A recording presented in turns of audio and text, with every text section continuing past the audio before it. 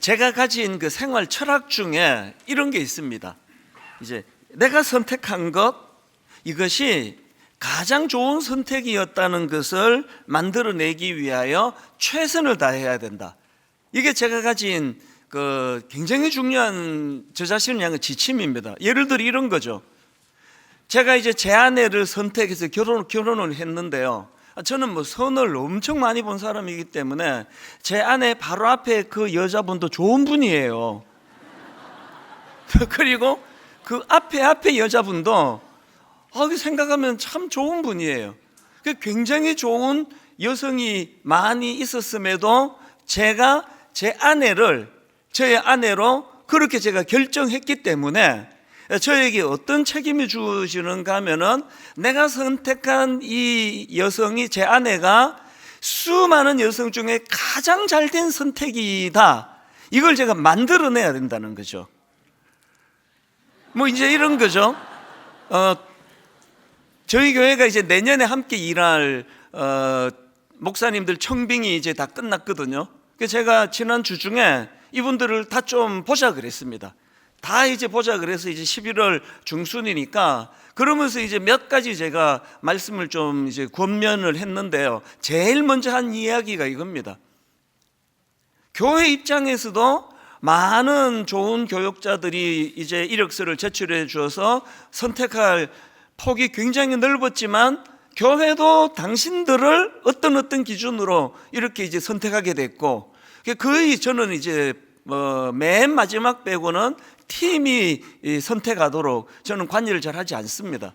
잘 이제 기준을 가지고 선택했을 것이고, 또 당신들 입장에서도 뭐 분당 우리 교회 한 군데만 지원했겠냐고, 어떤 분은 또 그렇겠지만 또 배우고 싶은 좋은 교회가 한두 교회이겠냐고요. 근데 당신들이 최종적으로 분당 우리 교회를 선택하지 않았느냐.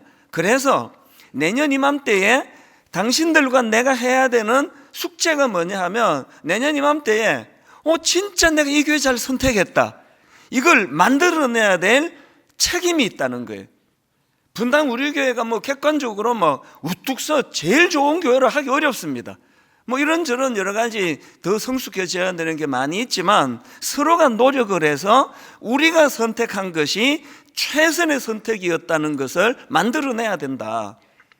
또 제 인생에서도요, 전가족 이민 가는 것까지는 제가 택한 거 아니에요. 막내니까 뭐 이민 가자 그럼 따라가는 거죠.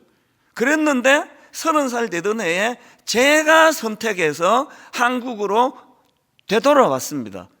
그래서 지난 34년의 시간을 돌아보면서 저는 후회하지 않습니다. 진짜 잘한 결정이라 생각해요. 그러면서 또 이런 생각을 합니다. 그때 제가 이런 선택을 하지 않고 그냥 쭉 지금 미국에서 제가 그 슈퍼마켓하고 살아가고 있다면, 그럼 그건 내 인생에서 그러면 그게 뭐 나쁜 길로 가나? 모르겠습니다. 그러나 저는 그렇게 생각하지 않아요. 하나 확실한 건요, 제가 지금 슈퍼마켓 사장님이 돼가지고 사업을 한다면 한국으로 돌아가지 않고 그 일 한 게 더 좋은 결정이 되도록 하기 위하여 내 모든 것을 다 쏟았을 거라고 생각을 합니다. 뭘 말하는지 아시겠죠? 어떤 면에서는요, 뭘 결정하느냐도 중요하지만 내가 택한 것에 대하여 이게 잘된 결정이 되도록 계속 그것을 은혜를 구하면서 만들어가는 게 중요하다는 거죠. 이런 이야기들을 제가 젊은 목사님들에게 많이 합니다. 청빙을 받아 담임 목사로 갈 수도 있고, 자기가 개척을 해서 담임 목사가 될 수도 있고, 여러 갈래가 있지만 내가 선택한 것은 이 길이기 때문에 이 길은 내가 가장 잘 결정한 선택이다. 이거는 누가 만들어주는 게 아니라 내가 만들어가는 겁니다. 분당 우리 교회를 선택하신 여러분은요, 여러분이 택한 것이 정말 잘된 결정이 되도록 저도 노력을 하고 같이 노력해 나간다는 거거든요. 고난에 대해서도 마찬가지입니다. 간혹 제가 꺼내보는 그 회복 탄력성이라는 책인데요, 이 한 부분을 제가 읽어드릴게요. 우리의 삶은 늘 크고 작은 시련과 역경의 연속이다. 살아간다는 것은 우리에게 닥치는 여러 가지 도전과 어려움을 끊임없이 극복해 나가는 과정이다. 질병, 사고, 이혼, 파산, 가족의 죽음, 경제위기, 자연재해, 전쟁의 위험 등 커다란 시련도 있지만 하루하루 살아가면서 겪게 되는 사소한 갈등이나 작은 실수 혹은 짜증스러운 일 등 자잘한 어려움도 우리가 극복해야 하는 시련 중 하나다. 모든 일이 언제나 뜻대로 이루어지는 사람이 있다면 그는 아마도 사람이 아니라 신일 것이다. 이런 것들을 설명을 하면서 이제 뭘 덧붙이는가 하니까 시련과 역경이 없는 사람은 없기 때문에 그걸 바라지 말고 우리가 상처를 받고 시련을 만나고 그래서 상처받기도 하고 뭐 자빠지기도 하고 하는데 그때 얼마나 잘 회복하느냐, 이게 관건이다. 그래서 그 책에서 주장하는 게 회복 탄력성이에요. 어떤 사람은 한번 자빠지면 끝이에요. 회복이 안 돼요. 어떤 사람은 오뚜기처럼 벌떡벌떡 일어나는 거죠. 넘어지면 또 일어나는 거죠. 여러분은 어느 편에 속하는 분이세요? 이 책에서 강조하는 굉장히 중요한 강조가 뭐냐 하면 사람이 이게 이제 몸은 운동을 많이 하면 근육이 생기잖아요. 헬스클럽에 가면은 막 우리 젊은 남자들 부러워요. 막 2두 박근, 3두 박근 막 울퉁불퉁한 거 진짜 부러워요. 이 밋밋한 저를 보면서. 그거는 엄청난 노력을 해서 근육을 키웠는데 이 책이 주장하는 건 뭐냐 하면 우리 마음의 근육도 키울 수 있다는 거예요.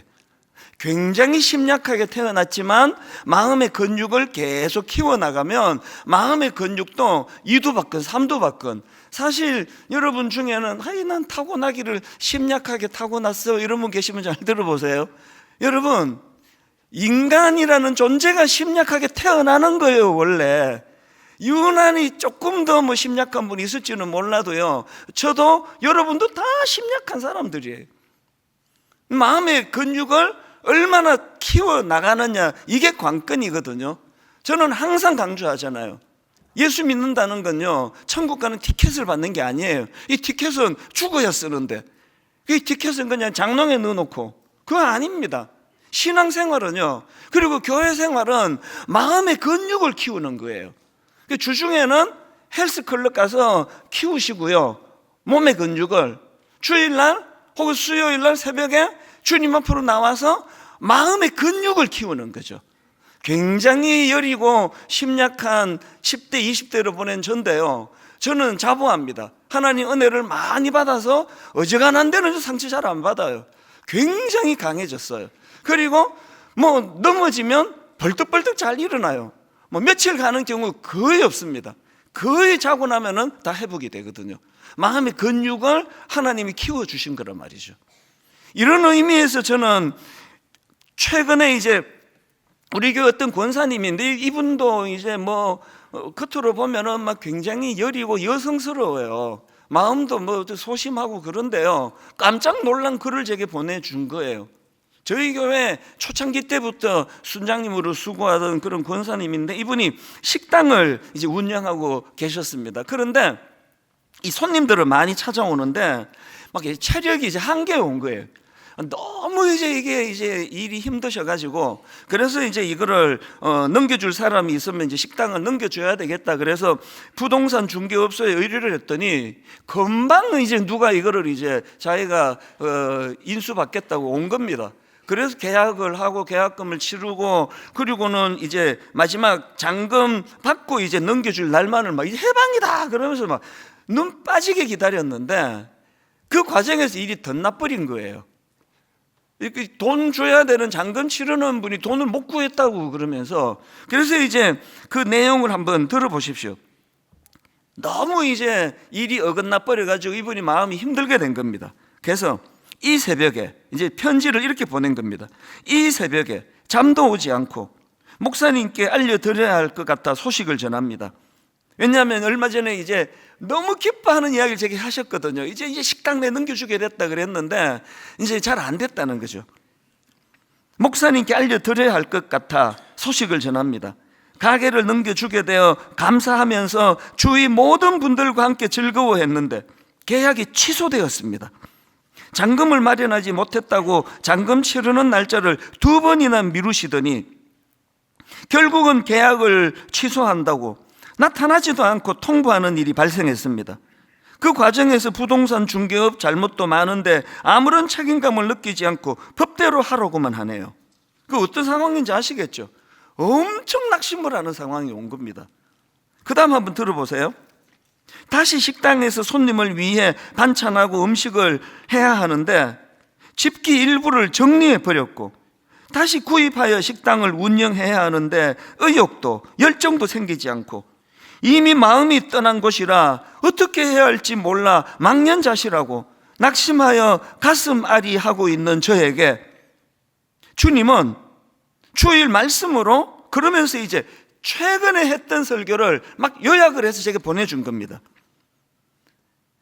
주님은 주일 말씀으로 다운표 해가지고 다시 회복의 길로 인도하시는 주님, 또 다운표 해가지고 내가 실패를 실패시켰다, 또 다운표 해가지고 원점에서 다시 시작하기 등등, 하나님은 저희 곁에서 떠나시지 않으시고 늘 지켜보고 계심에 눈물과 함께 말씀의 은혜로 이 모든 과정도 주님의 뜻이 있음을 알기에 다시 용기와 힘을 내어 마음을 추스리고 있습니다.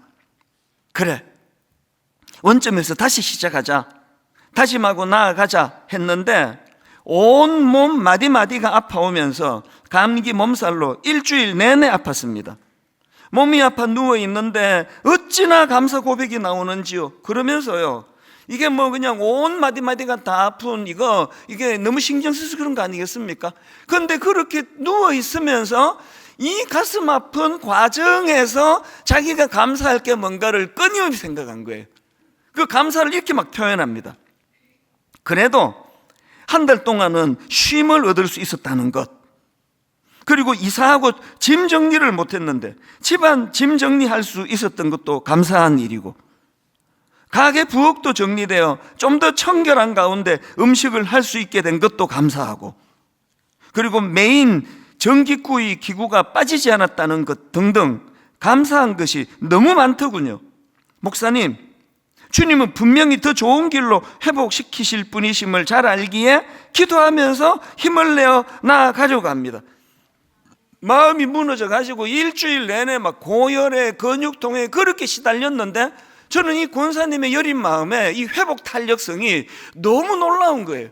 어떻게 해서든 이것을 그냥 무너지지 않으려고. 저도 미국에서 조그만한 비즈니스를 해봤기 때문에요, 이제 막 힘들고 어려워서 이 마음이 떠났는데, 그래서 누가 이거를 이제 인수해 가기로 했는데 이게 잘 안 되고 다시 출근해야 된다는 걸 상상만 해도 힘들어요. 이게 이분이 이제 오뚜기 같이 넘어졌지만 벌떡벌떡 일어나는 거예요. 그래서 아파서 그냥 마음이 무너지고 몸이 무너지고 드러누워있는 일주일 동안 그 상황에서 감사할 제목들을 막 여러 가지를 찾아내는 거, 이거 놀랍지 않습니까? 이게 바로 아까 그 책에서 말하는 이 마음의 근육은 훈련에 의해서 키울 수 있다는 거예요. 매 예배가 우리 하나님께서 주시는 마음의 근육을 키우는 훈련의 장이라는 사실을 우리가 잊지 않으셔야 됩니다. 저는요, 이런 점에서 오늘 본문에서 사도 바울의 이 고백 하나가 어마어마한 의미를 가지고 있다고 생각합니다. 오늘 본문 고린도전서 15장 9절 10절에서의 바울의 고백, 유명한 고백입니다. 나는 사도 중에 가장 작은 자라. 나는 하나님의 교회를 박해하였으므로 사도라 칭함받기를 감당하지 못할 자니라. 그러나 내가 나 된 것은 하나님의 은혜로 된 것이니 내게 주신 그의 은혜가 헛되지 아니하여 내가 모든 사도보다 더 많이 수고하였으나 내가 한 것이 아니요 오직 나와 함께 하신 하나님의 은혜로라. 제가 이 말씀을 한 주일 묵상을 하는데요, 그 회복 탄력성에 나오는 이론 하나가 제가 확 떠오르는 걸 경험했습니다. 그 심리학자 다니엘 캐니만 교수가 주장한 이론인데요, 이 교수가 뭘 주장하는가 하니까 인간에게는 두 가지 자아가 공존한대요. 첫 번째 자아는 경험 자아예요. 그리고 두 번째 자아는 기억 자아예요. 이 경험 자아는 한마디로 말하면 현재 내가 경험하는 것을 느끼게 하는 자아입니다. 그게 희로애락에 살아있을 때 건강한 자아가 어떻게 활동합니까? 막 예배 드리다가 너무너무 감격이 되면 어떤 분들은 막 눈물을 훔치세요. 여성이 훨씬 많이 우세요. 우리 남자들보다 여자들이 훨씬 이런 부분에 발달이 돼 있는 거죠. 또 슬픔도 여성들이 또 굉장히 많이 느끼잖아요. 이게 경험 자아에서 나오는 거예요. 제가 오늘 설교를 좀 이제 길게 하면 마음에서 지루하다. 이게 이제 경험 자아예요. 지루함을 느끼는 게 그 건강한 거예요. 난 지루한 걸 못 느꼈는데 그 문제가 있는 분이에요. 이게 경험 자아예요. 물이 위에서 아래로 흐르듯. 근데 기억 자아는 뭐냐 하면은 지나간 경험을 회상하고 평가하는 자아랍니다. 그러니까 이 경험 자아가 실제로 자기가 경험을 바탕으로 한 것이라면 이 기억 자아는 자기가 경험한 그 사건에 대하여 의미 부여를 해주는 자아예요. 그리고 중요한 건요, 이 기억 자아는 그 지난 일에 대한 회상을 스토리텔링으로 엮어가는 거래요. 그래서 오늘 이제 설교를 들으시잖아요. 그러면 이제 내일 회사에 가셔서 어제 내가 그 교회 갔더니 내 지루해 죽는 줄 알았어. 내가 말도 못하고 내가 너무 힘들었어. 이러면서 기억자를 표현하는 거예요. 그래서 어떤 속상하는 일이 있을 때 그때 내가 왜 속상했는가 하면 그러면서 이 친정엄마한테 가서 말씀을 드리는 게 이게 기억자가 하는 일이래요. 건강한 기억자가 많은 사람은요, 그래서 그 어떤 일을 겪었느냐보다 더 중요한 건 자기가 겪은 일에 어떤 의미를 부여하느냐, 이게 더 중요하다는 거죠. 아까 그 권사님이 너무너무 지금 속상해요. 이 잔금만 치르면 되는데 이제 이게 원점으로 돌아가가지고 어떤 집기는 다 막 팔고 했는데 없는데 이 또 장만해야 되고 하는 이런 경험이 있는데 우리 그 권사님이 안가님을 쓰시는 건 뭐죠? 여기에 그래도 건강한 의미 부여를 하려고 애쓰는 게 이게 기억자라는 거예요. 그걸 이제 말로 표현하는 게 스토리텔링이래. 제게 편지로 보내줬잖아요. 이런 관점으로 오늘 본문의 사도 바울의 고백을 분석할 수 있다는 거죠. 사도 바울이 지금 자기가 다메섹 도상에서 주님을 만나던 그 사건을 지금 이제 감격으로 고백을 하는 거거든요. 나는 사도 중에 가장 작은 자인데, 난 교회를 핍박했기 때문에 주님 만날 자격이 없는 인간인데 우리 주님께서는 나를 이렇게 은혜를 주셨다. 그래서 나의 나된 것, 여기서 나의 나된 것 할 때 나는 과거의 나 아닙니까? 주님을 핍박하던 나. 근데 뒤에 나오는 나는 현재 자격 없는 나에게 주신 하나님 은혜를 누리는 나 아닙니까? 여러분, 과거의 나하고 현재의 나가 다를 바 없는 거는 그거는 참 불행한 인간이에요. 과거의 난 자격이 없었는데, 난 굉장히 나 스스로를 엉덩이로 몰고 갔는데 지금의 하나님이 은혜 주셔서 감격으로 기억자를 지금 되살리고 있는데요, 성경에 보면 사도 바울이 이런 기억자를 감격으로 묻어서 고백하는 내용이 여러 번 반복되는 걸 알 수가 있습니다.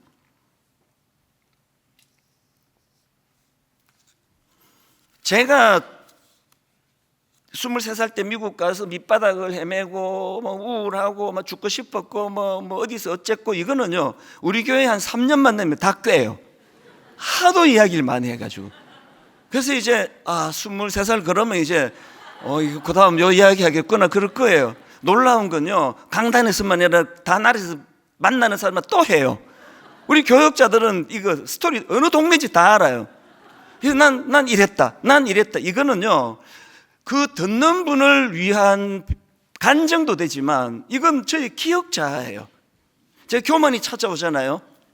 근데 그래도 목회 이 정도 잘했지 이런 생각이 들어오면 기억자, 네가 어땠는지 기억 안 나?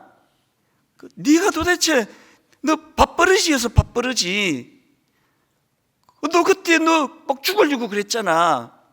너 같은 걸 누가 은혜를 줬냐고. 그래서 제가 계속 이야기하거든요.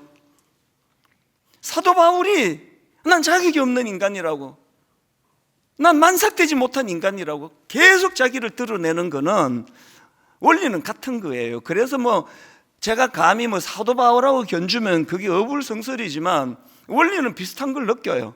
사도 바울도 엄청나게 시련이 많고 사도 바울도 사망으로 우겨쌈을 당하고 그랬지만 잘 쌓이지 않고 금방 넘어졌는데 금방 일어나고, 원리에 있어서는 저도 거의 비슷한 것 같아요.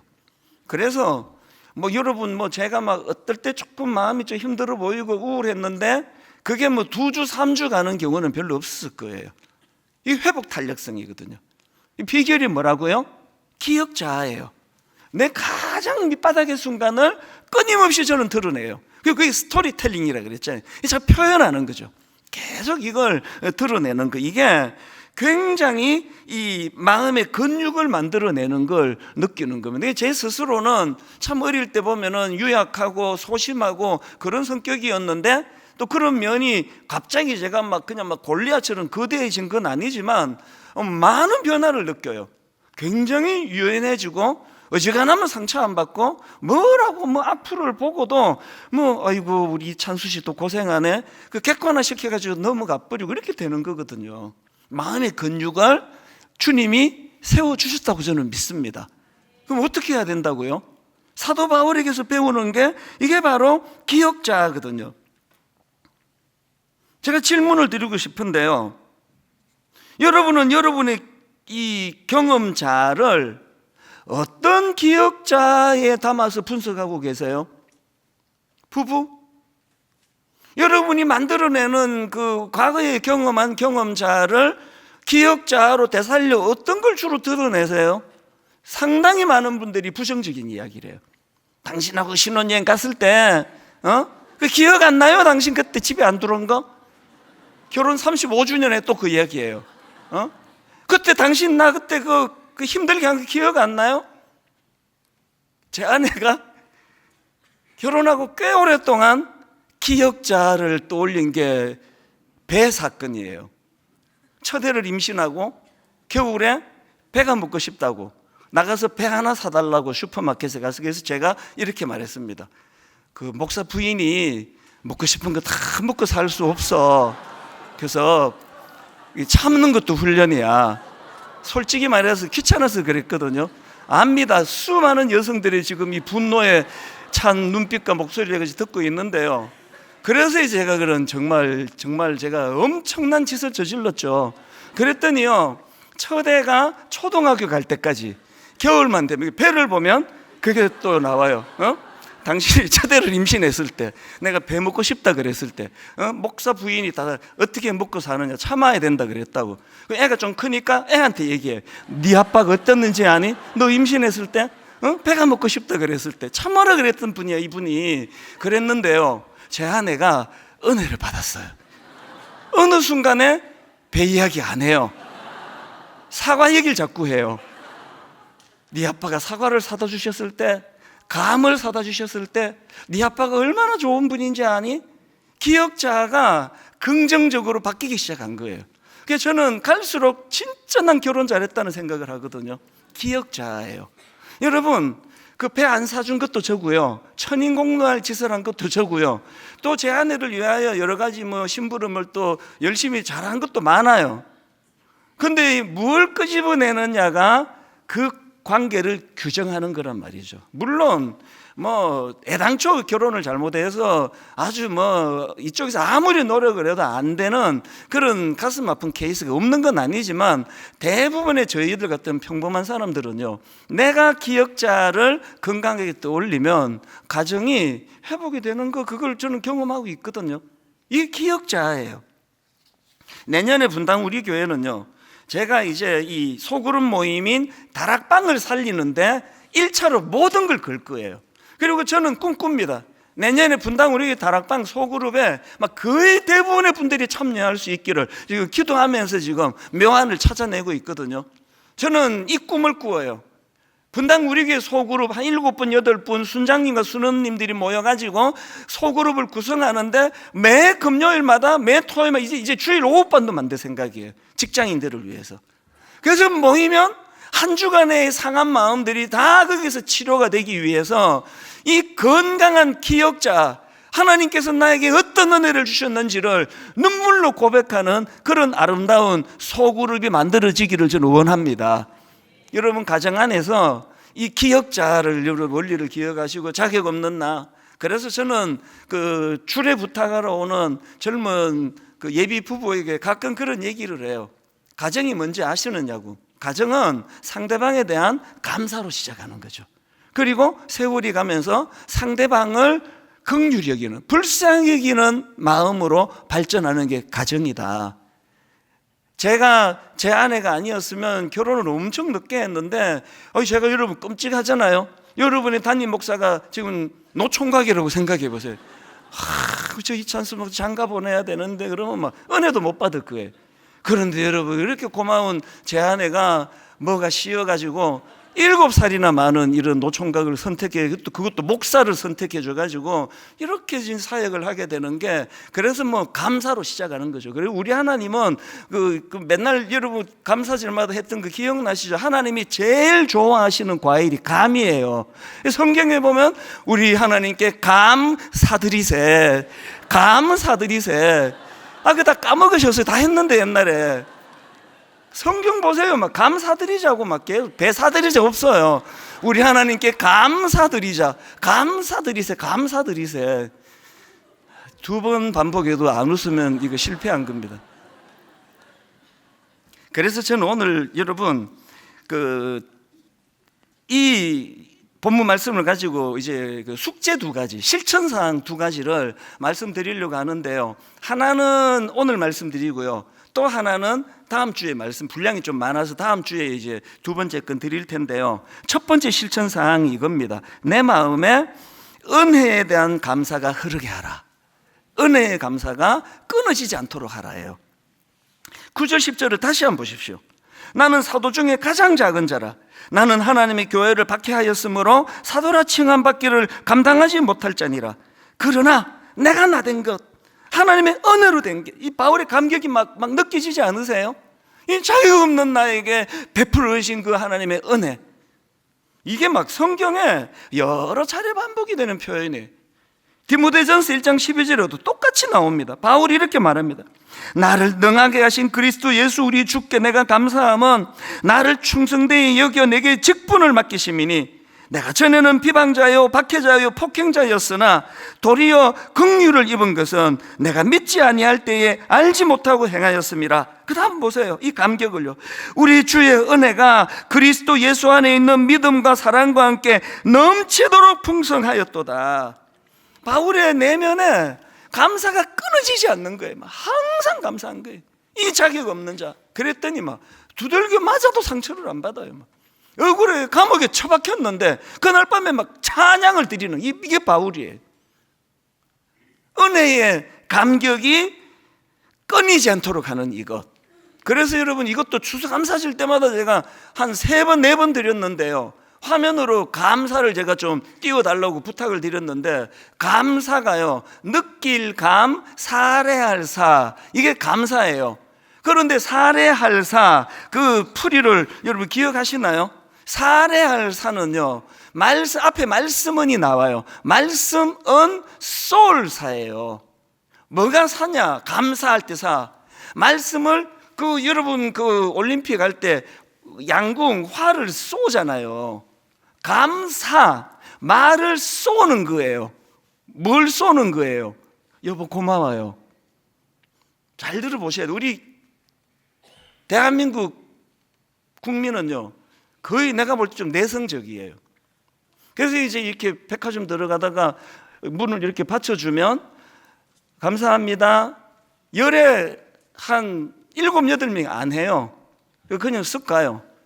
처음에는 되게 그게 좀 괘씸했는데요, 그게 내성적이라 그래요. 집에 가서 반드시 할 거예요. 그때 아저씨가 문 잡아줘서 내 참 고마웠어. 이게 우리나라 분들이 갖는 내성적인 거거든요. 그래서 감사가 안 돼요. 맨날 우리 감 이러고 살잖아요. 사가 안 나와요. 사가 뭐예요? 쏘는 것까지가 살이니까요. 그래서 목사님 정말 감사해요. 이게 감사예요. 속으로 감사했잖아요. 그거는 느낀 것 뿐이에요. 감. 그 다음 말을 하시라고요. 말씀은의 쏠 사자예요. 하나님의 은혜가 다 여러분 마음에서 감격이 되잖아요. 그러면 사도 바울처럼 표현하는 겁니다. 어디 가서? 다락방에서? 직장에서? 부부간에? 저는 저와 여러분이 먼저 하나님의 은혜에 대한 이 감격이 끊이지 않고 계속 흘러나오게 되기를 바랍니다. 그리고 그것이 표현되어지는, 다락방에서 소그룹에서 서로 만날 때 참 하나님 내게 너무 감사한 분이에요, 하나님 참 고마운 분이에요, 이게 기억자를 강화시킨다는 거죠. 최근에 제가 이제 이 설교 준비하면서 꺼내든 책 중에 감사의 기술이라는 책이 있는데요, 이 책 표지 맨 위에 그 책 주제를 이렇게 한마디로 표현해 놓습니다. 삶의 모든 상황에서 하나님께 감사하는 법 연습하기. 삶의 모든 상황에서 하나님께 감사하는 법 연습하기. 그러면서 거기에 찬송가 429장을 이제 거기다 이제 예시로 하나 들어놓더라고요. 저도 이제 감사절이 다가오면 이 찬양을 자주 떠올리는데, 이 찬양 다 아실 겁니다. 세상 모든 풍파 너를 흔들어 약한 마음 낙심하게 될 때에 내려주신 주의 복을 세어라, 주의 크신 복을 내가 알리라, 받은 복을 세어 보아라, 크신 복을 내가 알리라, 받은 복을 세어 보아라, 주의 크신 복을 내가 알리라. 사도 바울이 끊임없이 그 안에 감사가 끊이지 않을 수 있었다는 건 저거예요. 그런데 저기 보니까요, 받은 복을 여러분 주로 언제 세세요? 기쁠 때잖아요. 일이 잘 됐어요. 이번에 우리 아이가 수능시험 점수를 잘 보면 하나님께 감사가 넘쳐서 받은 복을 막 세볼 거예요. 그런데 여러분, 이 찬양 가사의 시작을 한번 보세요. 1절 다시 한번 보세요. 언제 복을 세보느냐? 세상 모든 풍파 너를 흔들어 약한 마음 낙심하게 될 때에, 2절에도 보니까요, 세상 근심 걱정 너를 누르고 십자가를 등에 지고 갈 때에, 받은 복을 세는 건 잘 될 때만이 아니에요. 마음이 무너질 때, 아까 그 권사님 이야기 또 하게 되네요. 의도한 대로 잘 안 돼가지고 그것이 신경 쓴 게 몸으로 나타나가지고 막 드러누워 일주일을 보내는 그런 상황에서도, 그 상황에서도 받은 복을 세보는 거죠. 그래도 이사하고 막 손님들이 많이 와가지고 집 정리도 못했는데 이거 한 달 동안 집 싹 잘 치우게 됐네. 하나님 감사합니다. 그리고 이제 푹 쉬게 됐네. 하나님 감사합니다. 받은 복을 세보는 거예요. 언제? 일이 안 풀릴 때, 마음이 아플 때, 실패했을 때, 자빠져 넘어졌을 때. 이게 아까 말씀드린 회복 탄력성이에요. 회복 탄력성. 벌떡벌떡 일어나게 만드는 원천은 받은 복을 세워보는 거예요. 두 번째는 이제 제목만 말씀드리고 다음 주일날 말씀드리려고 하는데요, 이제 첫 번째가 그 감사가 감격이 내 안에 흐르는 거 끊어지지 않도록 하라는 거라면, 두 번째는 그 감격의 힘으로 받은 만큼 베풀라는 거예요. 고여두면 다 상해요. 흘려보내야 된다. 이걸 이제 다음 주일날 제가 말씀을 드리려고 하고, 이제 결론을 저는 한 가지만 더 살펴보고 맺기 원하는데요, 이 사도 바울이 이렇게 본문 그 9절 10절에서 큰 감격을 토로하는데 그 출발이 어디서 됐느냐? 그게 8절이에요. 8절. 자, 3절부터 제가 한번 그 흐름을 읽어드릴게요. 3절부터 보십시오. 내가 받은 것을 먼저 너희에게 전하였노니 이는 성경대로 그리스도께서 우리 죄를 위하여 죽으시고 장사 지낸 바 되셨다가 성경대로 사흘 만에 다시 살아나사 게바에게 보이시고, 이제 뭐 쟁쟁한 분들이 다 나와요. 게바에게 보이시고, 베드로입니다. 그 후에 12제자에게와 그 후에 500의 형제에게 일시에 보이셨나니 그 중에 지금까지 대다수는 살아있고 어떤 사람은 잠들었으며, 그 후에 야고보에게 보이셨으며, 그 후에 모든 사도에게 와. 그리고 8절, 이 말이 하고 싶었던 거예요. 맨 나중에 만삭되지 못하여 난 자 같은 내게도 보이셨느니라. 이게 사도 바울의 감격이에요. 그리고 이게 사도 바울의 겸손이에요. 우리를 불행하게 만드는 건 난 자기겠다 이거예요. 내 아내를 보면서 아이고 뭐 나 같은 남자 만나는 게 이게 뭐 이 여자 복 터졌지 뭐. 그게 가정을 어렵게 만드는 요인이에요. 그 말씀드렸잖아요. 가정의 첫 출발은 상대방에 대한 감사예요. 이 자격도 없는 나 같은 걸 택해준 그 고마움, 그리고 그 상대방에 대하여 시간이 갈수록 불쌍한 마음이 드는 거죠. 제 아내를 봐도 참 안쓰러워요. 그렇게 저하고 7살 차이가 나고 20대 그 중반에 만났는데 이제 이 나이가 이렇게 들어가면서 체력도 약해지고 뭐 이러니까 너무 안쓰러워요. 그게 가정이에요. 항상 우리 안에 이 회복 탄력성은 겸손에서 나와요. 맨 나중에 만삭되지 못하여 난자 같은 자격 없는 내게도 주님의 십자가의 능력이 나타나셨다, 임하셨다. 결론은 제가 이 말씀 읽어드리는 것으로 하고 마치겠습니다. 히브리서 12장 2절, 믿음의 주요 또 온전하게 하시는 이인 예수를 바라보자. 어떤 예수님입니까? 그는 그 앞에 있는 기쁨을 위하여 십자가를 참으사요. 날 구원해 주신 주님의 은혜, 십자가, 자격도 없는 나 같은 거, 그 구원을 위하여 주님이 대가지불을 치르신 그 십자가를 묵상하면 첫째, 겸손해져요. 둘째, 이런 나 같은 것 위하여 치르신 대가지불을 통해 내 자존감이 높아져요. 내가 시시한 사람이 아니라는 거죠. 이번 한 주 내내 여러분 안에 감사가 흘러 넘치기를 원하는데요, 위에 계신 하나님의 은혜를 자꾸 떠올려 보세요. 그리고 그 하나님이 주신 만남의 축복, 여러분 고마운 분들을 떠올리고 전화하세요. 편지 보내세요. 감사를 표현하세요. 말씀은 쏠싸예요. 선생님 참 감사했습니다. 순장님 생각해보면 그때 나 지도해 주신 순장님 너무너무 고마워요. 이게 우리 안에 기억자를 강화시켜줘서 오뚜기처럼 넘어지면 일어나고 넘어지면 일어나는 회복 탄력성을 가져다 주는 줄 믿으시기 바랍니다. 기도하시겠습니다. 하나님 아버지, 참 지난 시간 되돌아보면 은혜 아닌 것이 없습니다. 참 내버려뒀으면 말로 다 할 수 없이 피폐해질 수밖에 없는 우리 인생이고 우리 가정인데, 하나님 사도 바울에게 그렇게 하셨던 것처럼 자격 없는 자에게, 만삭되어나지 못한 자 같은 부족한 저희들에게 그 십자가 사랑의 손길을 베풀어 주셔서 이만큼 그래도 사람 굿이라며 살아가게 되는 것 얼마나 감사한지 모르겠습니다. 하나님, 이 감격이 식어버리는 순간 가정도 내 개인도 다 흥크러져 버립니다. 하나님, 만삭되지 못한 자 같은 그런 자기를 겸손히 낮추는 이 겸손을 허락해 주시고, 그 연약한 자에게 임하신 하나님 은혜에 감격하는 저희 되게 하여 주시옵소서. 한 해 동안 베풀어 주신 은혜를 기억하고 감사하며 하나님 추수감사 헌금을 드리려고 합니다. 이 헌금이 참 지치고 피곤하고 경제적으로 어려워하는 많은 분들에게 이 헌금이 하나님 이름으로 욕인하게 쓰여지도록 인도하여 주시옵소서.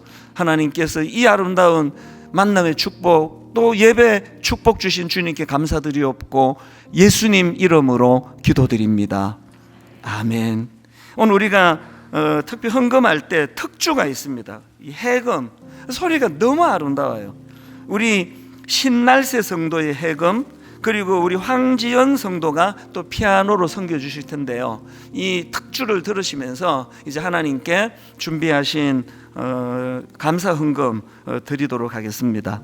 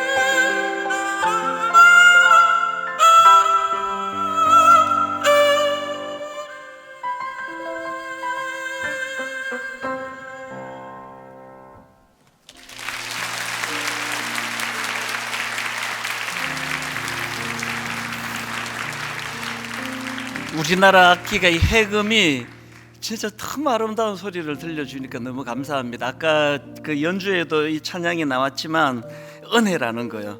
내가 누려왔던 모든 것들이, 내가 지나왔던 모든 시간이, 내가 걸어왔던 모든 순간이 당연한 것 아니라 은혜였어요. 기억자.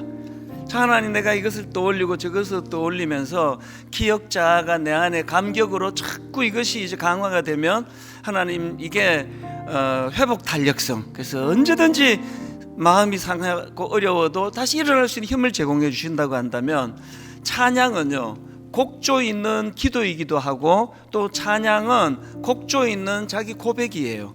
이 곡은 딴 사람이 있었지만 이걸 내가 부르면 내가 하나님께 드리는 고백입니다. 이제 우리 기억을 어린 시절로 다시 되돌아가 하나하나, 하나님 이것도 참 감사하네요, 잊고 있었는데 이 은혜도 주셨네요. 우리 찬양을 부르는 동안에 마음에서 그 기억이 하나하나 감사함과 감격함으로 그렇게 흘러나오게 되기를 원하면서 우리 한번 이 찬양 같이 불러드리기 원합니다. 내가 누려왔던 모든 것들이, 내가 누려왔던 모든 것들이, 내가 지나왔던 모든 시간이, 내가 걸어왔던 모든 순간이 기억자에 당연한 것 아니라 은혜였어. 우리의 일상생활, 아침 해가 뜨고 저녁에 노을, 봄에 꽃 향기와 가을의 열매, 놓치기 쉬운 그 수많은 은혜들 하나하나 끄집어내요. 변하는 계절의 모든 순간이 당연한 것 아니라 은혜였어. 모든 것이 은혜, 은혜, 은혜,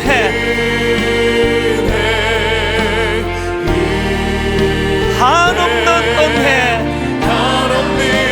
내 삶에 당연한 것 하나도 없었던 것은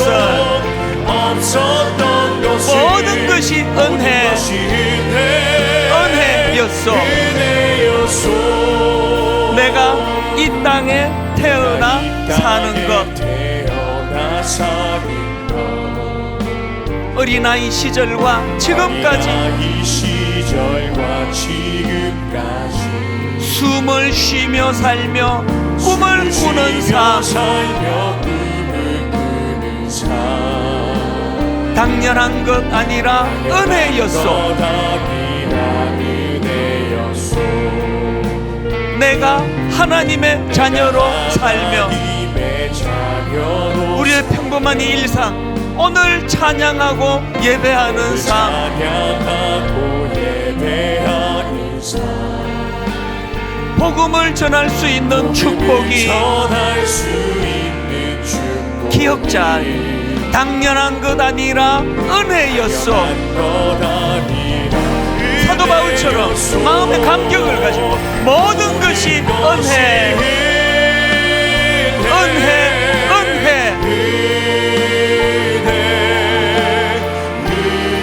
한없는 은혜. 내 삶에 당연한 것 하나도 없었던 것은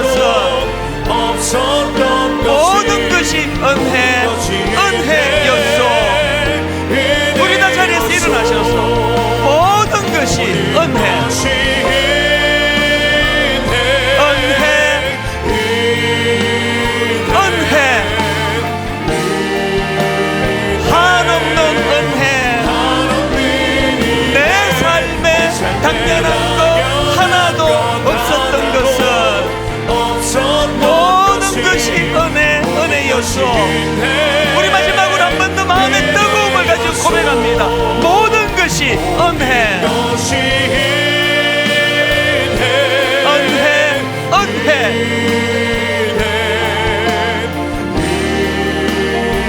한없는 은혜. 내 삶에 당연한 것 하나도 없었던 것은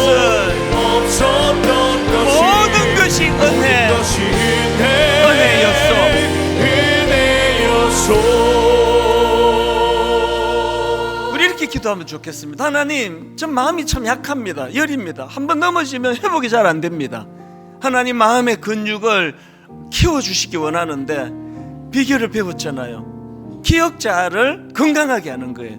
자꾸 이것도 내게 상처고 저것도 아픕니다. 이래서 잘 안 되고 저래서 잘 안 되고, 그게 점점 강화가 되면 점점 수렁으로 빠져들어가는 거예요. 하나님, 이 자격 없는 나 같은 그에게 어떤 은혜를 주셨기에 이제 하나님, 기억자, 하나님, 이 자격 없는 나 같은 그 만삭되지 못한 자 같은 나를 어떤 은혜로 이렇게 만나게 해주셨습니까? 그리고 배우자에 대하여, 부모님에 대하여, 엄마가 나한테 상처 줘서 이렇잖아, 이런 것이 자꾸 부정적인 강화시킨다면 참 좋았던 기억이 많잖아요. 그것을 가지고 한번 하나님 앞에 이 시간 기도할 때, 하나님, 우리가 건강한 기억자를 가지고 감사할 때 이것이 하나님 회복 탄력성을 강화시켜주는 은혜로, 마음의 근육을 키우는 은혜로 연결되는 줄 믿습니다. 우리 한 목소리로 합심하여 같이 기도하시겠습니다.